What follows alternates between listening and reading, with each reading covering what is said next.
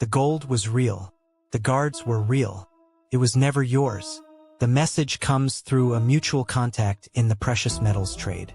A West African businessman, call him Emmanuel, has access to a large quantity of artisanal gold and is looking for serious buyers outside the region.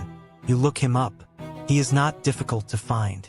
He founded a local football club, runs a small foundation supporting rural schools, and has been photographed with government ministers at public events. His company has a registered address in the capital. He is a real person with a real public profile. You request a sample. 100 grams of refined gold bar arrives by courier from Liberia within 8 days. You send it to an accredited assay laboratory. The result: 99.5% gold, consistent with West African alluvial origin. He offers you 500 kilograms at a price 4% below London spot, explained by the need to avoid the formal export channels, which he says are slow and politically complicated. You've heard this kind of explanation before in West African commodity sourcing. It isn't unusual. Emmanuel proposes a site visit. He will show you the gold, introduce you to the relevant government contacts, and walk you through the export process in person. You fly to his country. He meets you at the airport in a black SUV and takes you to a mid-range hotel. Over dinner, he is polished, unhurried, and well-informed about the gold market. He talks about buyers he has dealt with in the Gulf and Southeast Asia. He knows the right terminology. Everything about him reads as a legitimate businessman. The next morning, he takes you to a government building. You sit in a waiting room and are eventually shown into a meeting with two officials, one from the Mines Ministry, one described as a senior customs officer. They confirm that Emmanuel is a licensed artisanal gold dealer. They confirm the export process. They hand you a printed overview of documentation requirements. The meeting lasts 20 minutes. You leave believing you have spoken to the government itself about this transaction. That afternoon, Kali arranges the main event. An armored van pulls up outside a secure facility on the edge of the city. Inside, on a reinforced table, are roughly 400 kilograms of gold bars, each bar stamped, each one gleaming, each one real. Two armed guards stand at the door.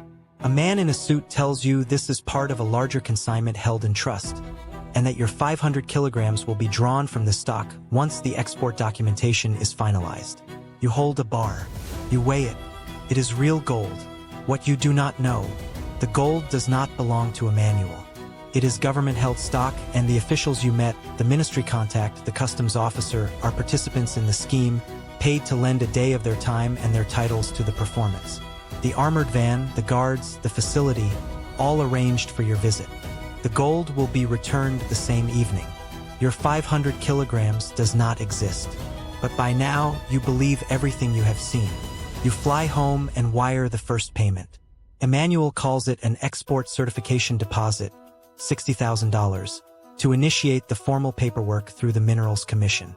A week later, he sends you a tracking link.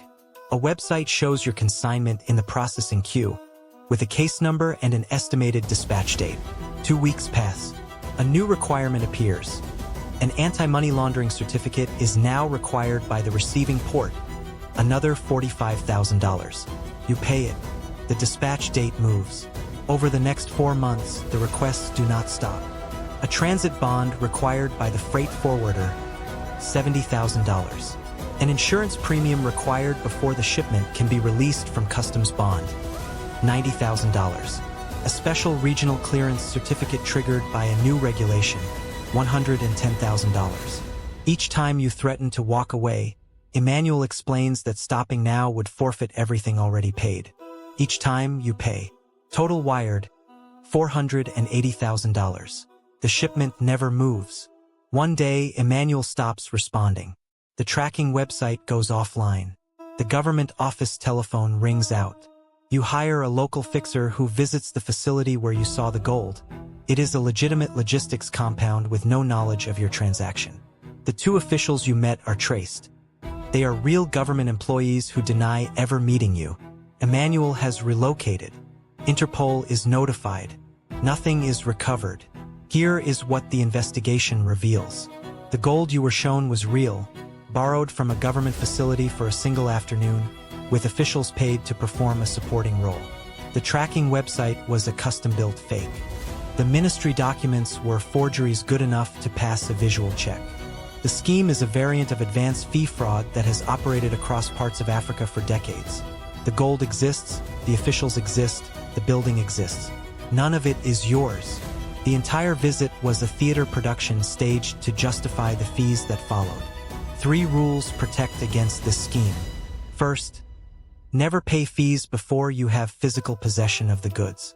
Any legitimate export process recovers its costs from the transaction proceeds, not from the buyer's pocket in advance.